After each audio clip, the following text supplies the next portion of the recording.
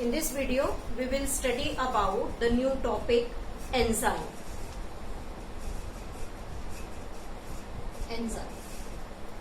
जैसा कि हम सभी जानते हैं enzyme which are mostly required for completing the metabolic reaction and different types of catalyst also required for the speed up the chemical reaction. But when we talk about the biological process or the reaction that are biological in their origin and they are catalyzed with the help of a specific substance, chemical substance, and these chemical substance are known as enzyme. So first of all, what are enzyme? These are proteinaceous substance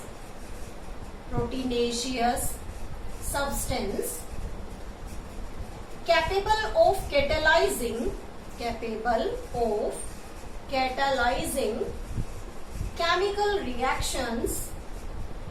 chemical reactions, basically biological origin means metabolic reactions, biological origin. Biological origins की जितने भी chemical reactions हैं उन सभी को catalyse करता है and speed up the rate of reaction और एक स्पेसिफिक रिएक्शन के रेट को इंक्रीज कर देता है बट विदाउट अंडरगोइंग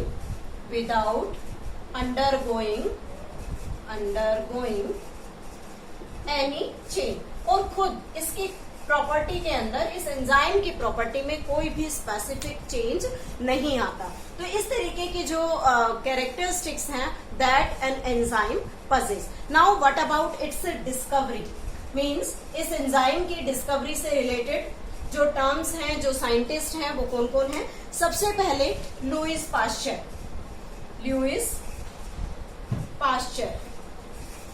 पाश्चर ने सबसे पहले एक वर्ड यूज किया फर्मेंटर एंजाइम से पहले यूज किया जाने वाला वर्ड है और इस फर्मेंटर को स्पेसिफिकली लुईस पाश्चर ने सबसे पहले एविडेंट किया कि किस तरीके से एक शुगर सॉल्यूशन में जहां यीस्ट वर्क कर रहा है उसके अंदर जो रिएक्शंस हैं वो किस तरीके से स्पीड अप होती हैं. उसके बाद साइंटिस्ट आया एडवर्ड बुचनर फर्स्ट साइंटिस्ट थे हु आइसोलेटेड एंजाइम्स फर्स्ट, जिसने सबसे पहले एंजाइम को आइसोलेट किया. उसके बाद जो एंजाइम टर्म एंजाइम coined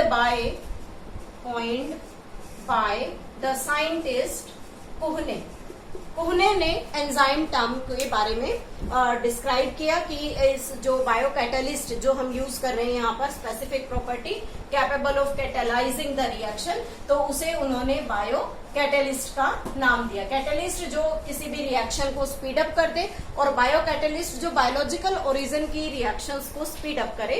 तो ऐसी रिएक्शंस या ऐसे स्पेसिफिक केमिकल सब्सटेंस को हम बायो कैटलिस्ट कहेंगे और ये बायो कैटलिस्ट को specific name that is enzyme given by the Kuhne. और एडवर्ड बुचनर जिसने सबसे पहले एंजाइम को आइसोलेट किया, इसने नोबेल प्राइज भी दिया गया. बुचनर ने जब इन एंजाइम्स को आइसोलेट किया तो स्पेसिफिकली उन्होंने कहा कि the enzyme present in the cell, enzymes cell में प्रेजेंट होते हैं but they can be taken out, लेकिन हम इन्हें सेल से बाहर निकाल सकते हैं. Taken out of the cell से इन्हें बाहर निकाला जा सकता है and they made to be process और catalyse the reaction outside the cell. और इन्हें सेल से बाहर भी हम रिएक्शंस को स्पीड अप करने के लिए यूज कर सकते हैं.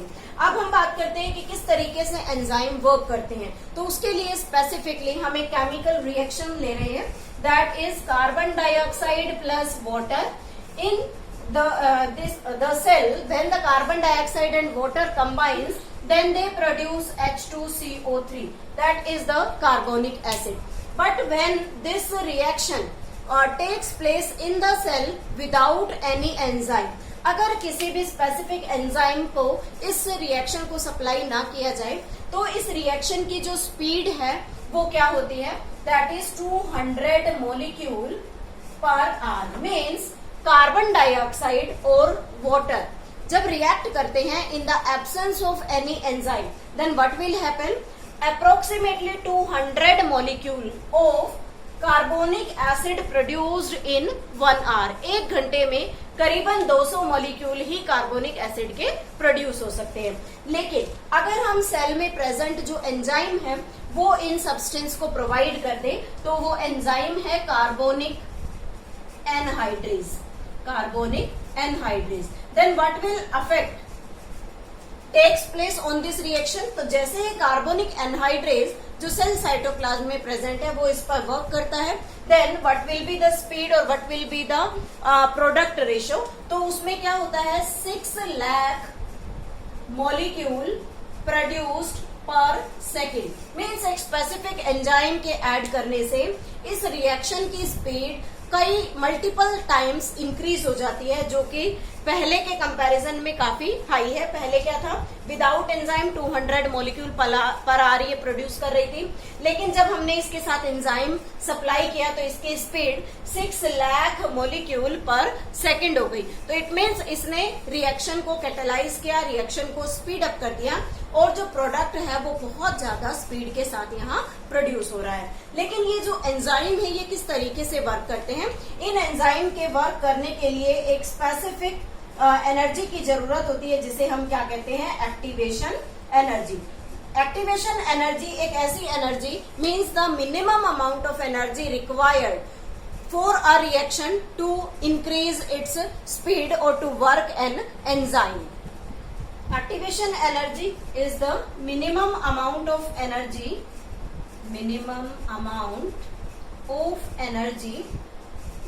required to start a chemical reaction.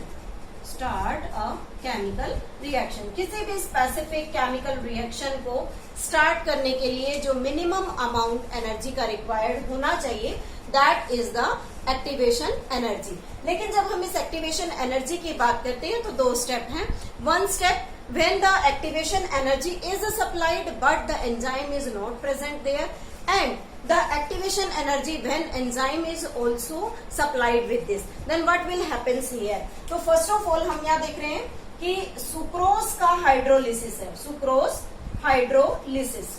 अगर सुक्रोज का हाइड्रोलिसिस हम in the absence of enzyme कराएं, absence of enzyme means enzyme present नहीं है, लेकिन फिर भी हम इसे हाइड्रोलाइज करा रहे हैं, सॉरी एसिडिक हाइड्रोलिसिस करा रहे हैं, तो उस एसिडिक हाइड्रोलिसिस में एब्सेंस ऑफ एंजाइम में रिएक्शन कैसे होगी कि इट चेंजेस और it hydrolyse this sucrose molecule approximately 32,000 calorie पर मोल ऑफ एनर्जी, मीन्स इसका कंप्लीट हाइड्रोलिसिस करने के लिए अप्रोक्सीमेटली हमें 32,000 कैलोरी पर मोल एनर्जी इसे सप्लाई करनी पड़ेगी, तब जाकर ये एक जो सुक्रोज मॉलिक्यूल है ये कंप्लीट हाइड्रोलाइज होगा। लेकिन अगर हम इसके हाइड्रोलिसिस में एंजाइम सप्लाई कर दें तो क्या इफेक्ट होगा, और जैसे ही हमने इसके साथ एक एंजाइम लगा दिया, सपोज दैट यहाँ सुक्रोज है,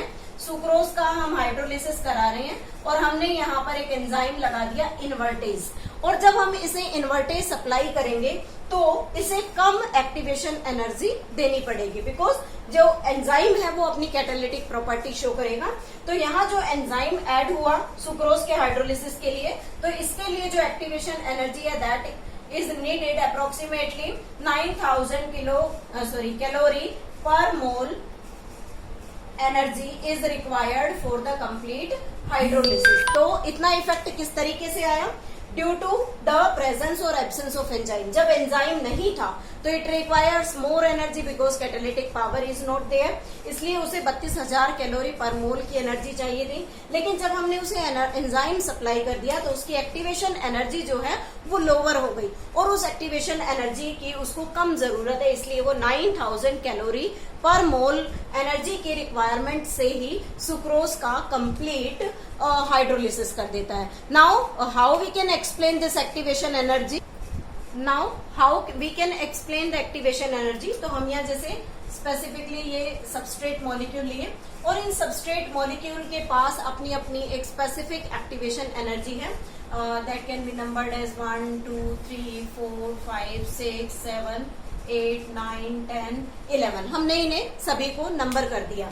तो अब क्या देखते हैं कि अगर हम किसी स्पेसिफिक रिएक्शन को जो एनर्जी रिक्वायर कर रहे हैं दैट इज अप्रोक्सीमेटली 6 जो एक्टिवेशन एनर्जी है 6 नंबर की, वो हम इसे रिक्वायर कर रहे हैं। तो क्या होगा कि जब यहाँ कोई भी एंजाइम इस रिएक्शन में प्रेजेंट नहीं है देन व्हाट विल हैपन कि जिस मॉलिक्यूल के पास 6 से ज्यादा एनर्जी होगी वो डायरेक्टली सबस्ट्रेट से अपने प्रोडक्ट के अंदर कन्वर्ट हो जाएगा। फॉर एग्जांपल जैसे 6 7 8 9 10 एंड 11 ये सारे जो प्रोडक्ट्स हैं 6 हैं, ये सभी सबस्ट्रेट मॉलिक्यूल या रिएक्टेंट प्रोडक्ट में कन्वर्ट हो जाएंगे। लेकिन जिनके पास इस अमाउंट से कम एक्टिवेशन एनर्जी है they can not be changes और कन्वर्टेड इनटू द प्रोडक्ट, वो प्रोडक्ट्स में कन्वर्ट नहीं होंगे। तो उसके लिए हमें क्या करना होगा कि उसकी एक्टिवेशन एनर्जी को इस ऑप्टिमम लेवल तक लाने के लिए, because they can not participate in the chemical reaction, तो इसलिए हम क्या करेंगे यहाँ पर एक स्पेसिफिक एंजाइम लगा देते हैं स्पेसिफिक सबस्ट्रेट के लिए।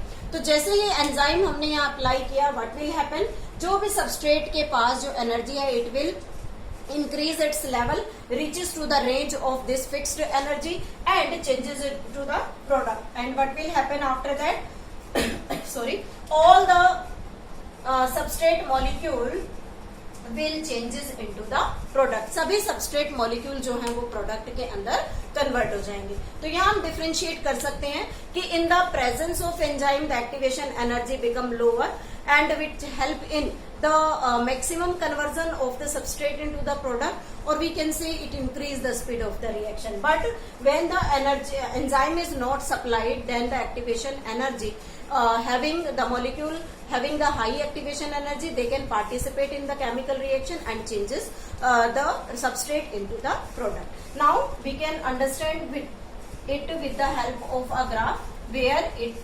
takes the progress of reaction means time, किस तरीके से रिएक्शन प्रोग्रेस कर रही है एंड यहाँ पर हम पोटेंशियल एनर्जी ले लेते हैं। तो इस लेवल पर यहाँ हम बेसिकली एक सबस्ट्रेट का लेवल शो कर रहे हैं। This is the substrate molecule, कि सबस्ट्रेट मॉलिक्यूल यहाँ प्रेजेंट है और अगर हम इसे एक्टिवेशन एनर्जी के फॉर्म में देखें तो एंजाइम सप्लाई करेंगे तो क्या इफेक्ट होगा और एंजाइम सप्लाई ना हो तो क्या इफेक्ट होगा। तो सबसे पहले हम यहाँ से स्टार्ट करते हैं कि यहाँ से रिएक्शन स्टार्ट हुई and it takes a high peak, after that the product will form, और यहाँ पर प्रोडक्ट का फॉर्मेशन हुआ। बट इस मीन टाइम के अंदर इसने एक हाई पीक को ऑब्टेन किया और ये जो पीक यहाँ बनती है this peak is known as transition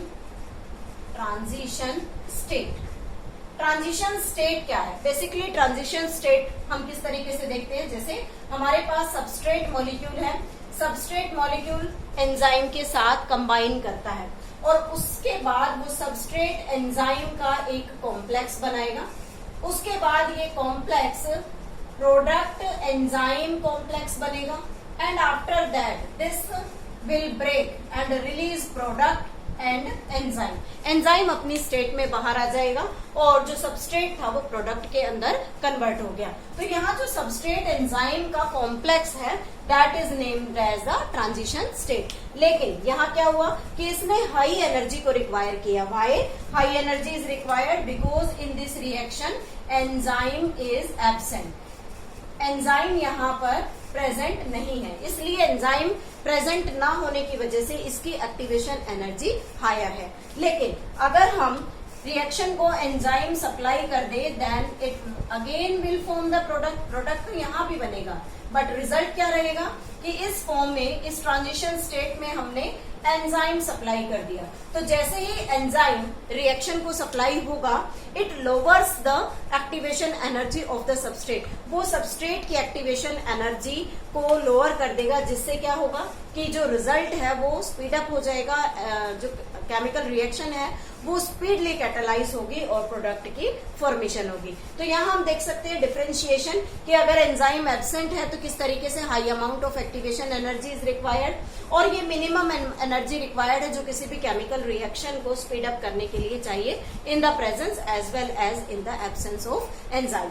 In this segment, we have studied about the description of the basic properties of the enzyme, how they work and its discovery, as well as about the activation energy. In the next video, we will study about the rest part of the enzyme.